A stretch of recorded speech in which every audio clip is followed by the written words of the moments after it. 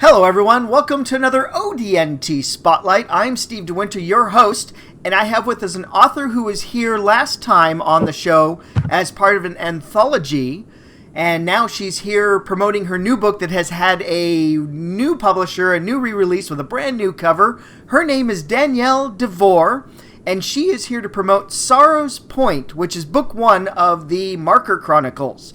And I went and I read the first chapter on this, and boy, she just gets right into it right away real fast. So let's go ahead and let's switch on over. Hello, Danielle. Welcome to ODNT, where we get to shine the spotlight on you. Hi, Steve. So tell us a little bit about Sorrow's Point. I got the idea for wanting to write my own exorcism story because, you see The Exorcist and everything, and it's all, very, very much, these very religious priests going to do this horrific thing with this monster and things. And I got to thinking, well, what about the priests I know that drink scotch and all this stuff? And so I thought, well, there's lots of real ones priests that have been defrocked for reasons that are kind of ridiculous. That they never really did anything bad, but they got defrocked for various reasons. So I was like, that would be an interesting thing if a defrocked priest ended up having to do an exorcism. So they're what banished. Got me started. Wow, excellent. So he defrocked, so he's banned from being a priest. Yes. Now, but he still has these skills. Yes. Where he can do exorcism, and for reasons, whatever. Priest, because in the research I did, the priest part actually doesn't have a whole lot to do with it, in that that's just the Catholic rite. Every single religion in the world has their own exorcism rite. So you don't necessarily have to be a Catholic priest to perform an exorcism. So that got me thinking, well, in the early church, every single person could perform an exorcism. So it was like, well, then why wouldn't a defrocked priest be able to perform an exorcism? This is true. Excellent. So I went and I read the first chapter in that, and I mean, what a great name for a town, Sorrow's Point. It just popped into my head one day. I was literally driving on the way to the library, and I was trying to come up with a name for this town, because I already had the idea of this horrific mansion named Blackmore and stuff, and I needed the name for the book, and I wanted the name of the book to be the town, and it just literally popped in my head, Sorrow's Point, and I'm like, wow, that'll work. That totally works, and I just totally envision an exorcism type story taking place in a town called Sorrow's Point. Yes. Excellent. So this is an exorcism / horror novel. I was going to say film. I could totally see this as a film. I would love it if it ever became a film. It's got the title already. It's got a great concept, a great story. It'd be awesome if Robert Downey Jr. could play Jimmy Holiday. Oh, nice. That would be good. Yeah, the defrocked priest. Yeah, he'd be great at that. He would make such a good job with that. Oh, he would. It'd be awesome, especially, his facial expressions and the way he just dives into his character with such energy and everything. He would make a great Jimmy Holiday. Oh, I could totally see that. That's excellent. So, what drew you into doing the horror genre? Because, I looked at a lot of the other books you've written, and you've pretty much settled yourself in the horror niche, it looks like. I think I just stumbled into it when I was very, very young. I was the kid that rooted for the monsters in every scary movie. I ended up into vampires because my favorite first animal was a bat. I think I was born that way. Yeah, I was all growing up. Every Saturday was Creature Feature, Chiller Diller, on Channel 2 for our local one. We had Chilly Billy Cardillion out of Pittsburgh. Oh, yeah. So we got all the horror stuff from like the 50s and 60s that now was ready for television. The stuff they were able to pull off back then was amazing. I know. It was a different world.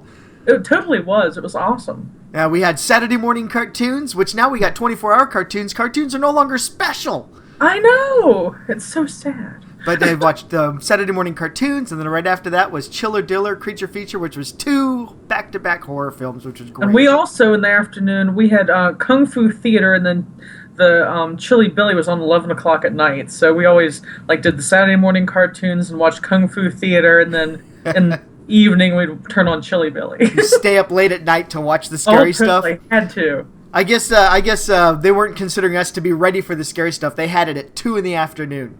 So we had plenty of time to be ready for bed without nightmares.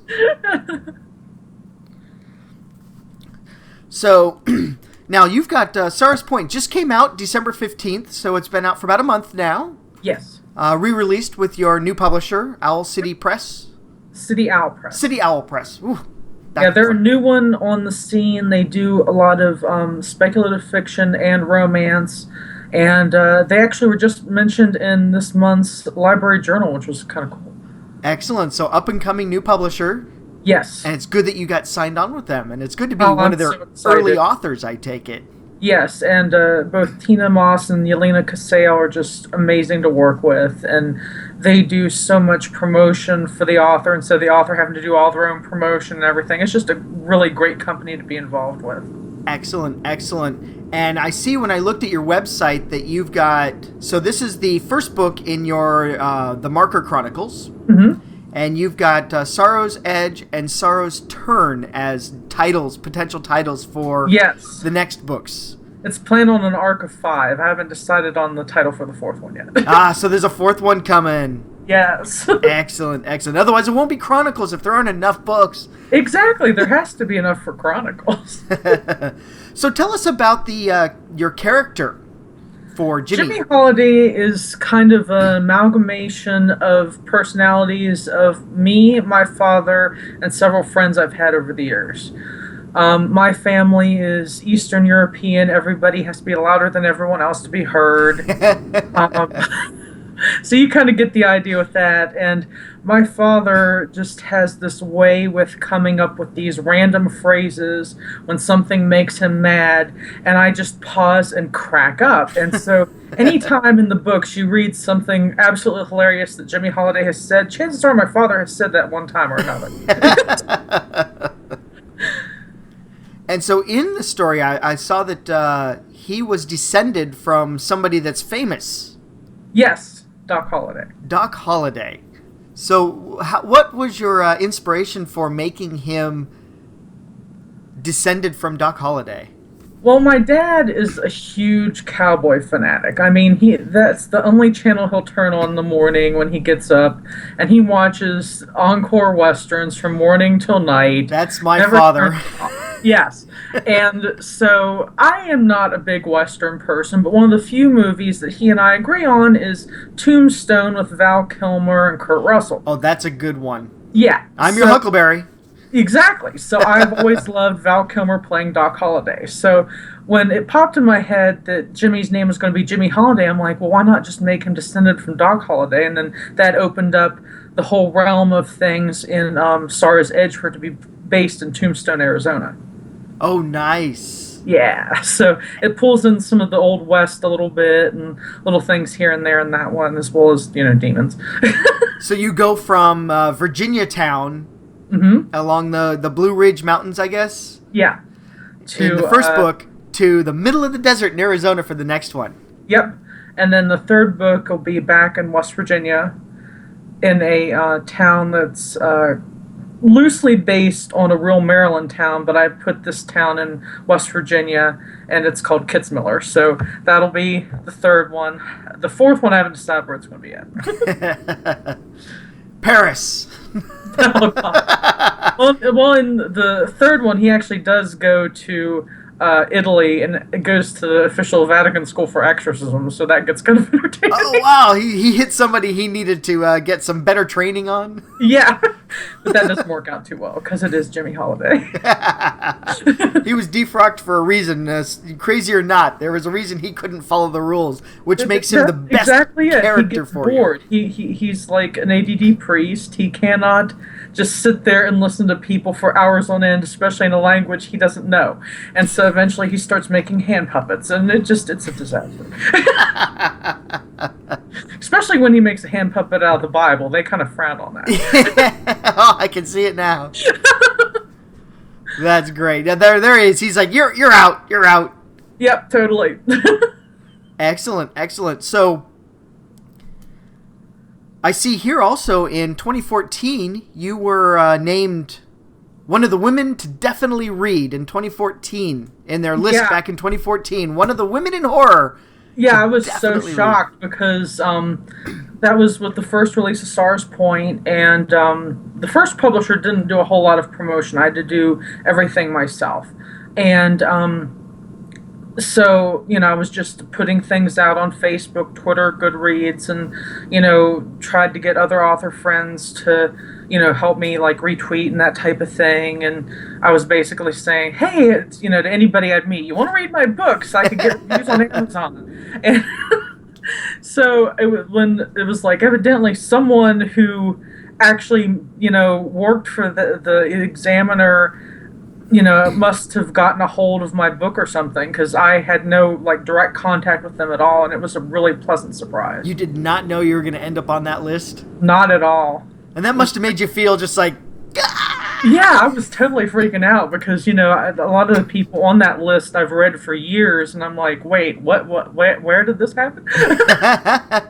I'm standing shoulder to shoulder with them? Yeah, exactly. Because it was like, now wait a minute, I read that person when I was like 13, and they've been like a bastion and like vampires and stuff, and where did this happen? Now, horror as a genre, it seems to come and go. Yes, very much so. And do you see it as coming back as an actual horror? Because Wes Craven has left us. Yes, sadly, and that's very, very sad. I hated to see him go. And I mean, he was the guy. Gunnar Hansen, and all these icons that we all grew up with are slowly dying off. Angus Scrimm died the other day, so it's kind of like I have hopes for the new batch. Juan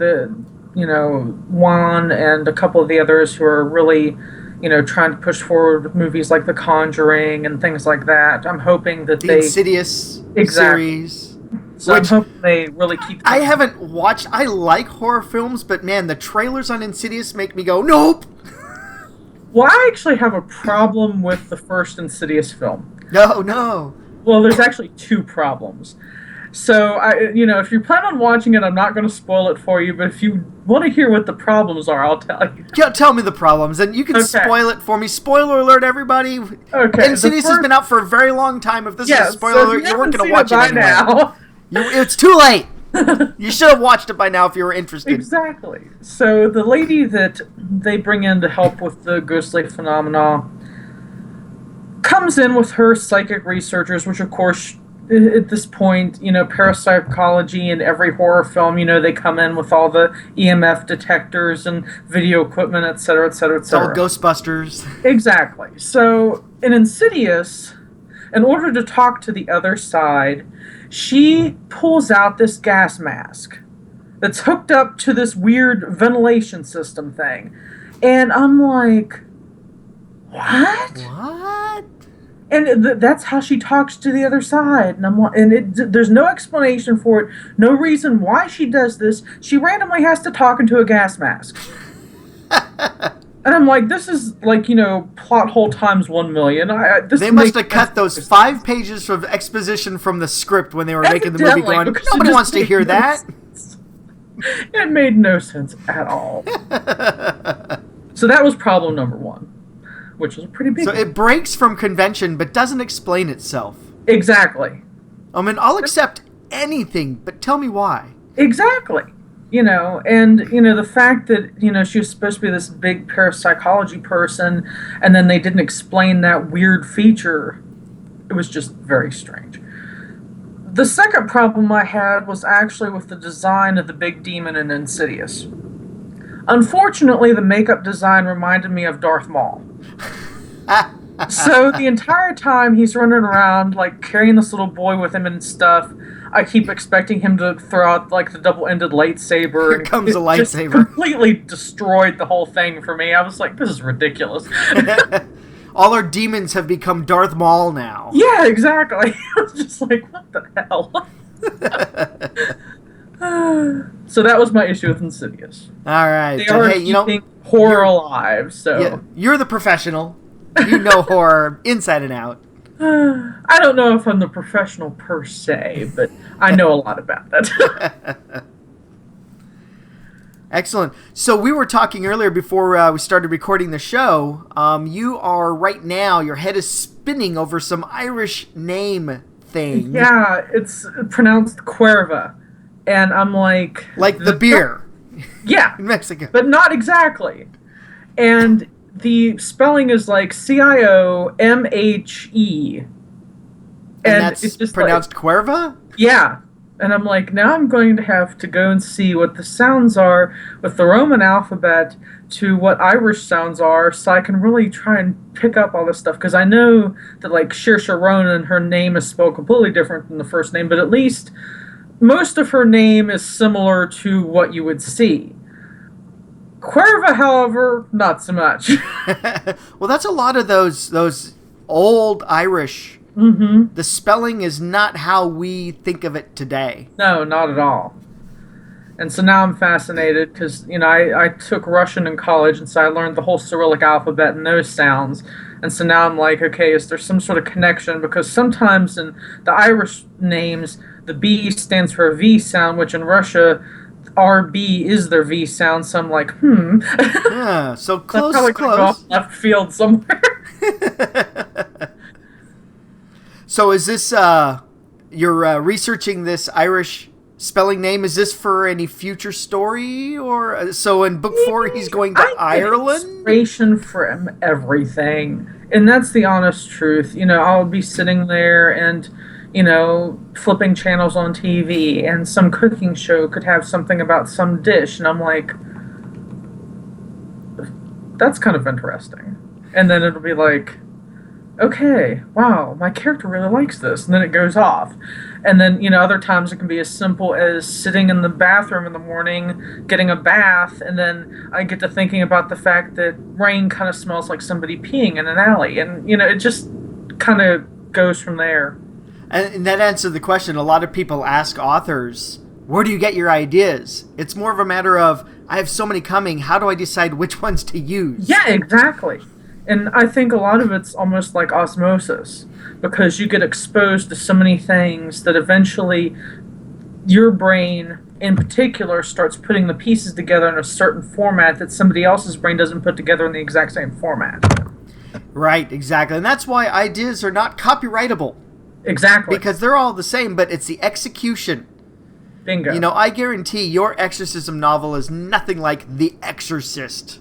No, I mean, you're still going to have the main big exorcism scene, and everybody keeps saying, well, The Exorcist did that already. And I'm like, yeah, but every single exorcism story, you have to eventually have the exorcism. That's the whole point of the story, is the exorcism. So I tried to mix mine up a little bit and have some different things happen instead of, like, what exactly happened in The Exorcist. But he still does read from the Roman ritual at one point, which fails. He has to draw from his personal experiences. Exactly. And the old way is not working anymore. Excellent, excellent. So we've got, as well as Sorrow's Point is the book that you're pushing here, but do you have other series that you're also working on? Oh, I have lots of things. I have a young adult vampire series that's about a street kid who gets turned into a vampire only to discover that he's the reincarnation of a long-lost vampire king. Ooh. And so there's 2 books in that series right now. They're called the Matthias Saga. And I've started writing the 3rd one, haven't quite got into it too. Those ones are actually much harder to write than the Sorrow's Point books. Oh, really? Yeah, I have to do a lot of extensive history for them because for instance in the sequel I ended up deciding that Matthias ends up meeting this snow demon that was once a Chinese girl that got turned into a demon by an ancient sorcerer. So I kind of researched ancient Chinese mythology and things like that. And so those books have a lot more involved in them, even though they're shorter than the Sorrow series. But a lot more research for it. Yeah. And I've done a little research into Chinese mythology, and they've got some really cool stuff. They really do. And, the Indian mythology, too, has a lot of really neat monsters. Oh, yeah. Yeah, they got the monsters and the gods and everything. It's just the Indian stuff is just so like much incredible. Stuff influenced by, and it's also helpful that I have some really close friends who are originally from India, and so when I have questions, I can just be like, "Hey, what's this person?" And they'll be like, "Why are you reading about that?" Research. Exactly. So walk me through your process when you have an idea for a story. How do you take that to fruition? Do you outline? Are you there's always the battle of pantser versus plotzer. Do you outline it out in detail? Do you have a quick sketch, or do you just sit down to the blank page and go, I have a character, an idea, and possibly an ending? I am totally a pantser. I tried doing an outline once, and I followed the outline to a T, and I ended up with a completed book at 15,000 words. This didn't work very well for me. So I never outlined again.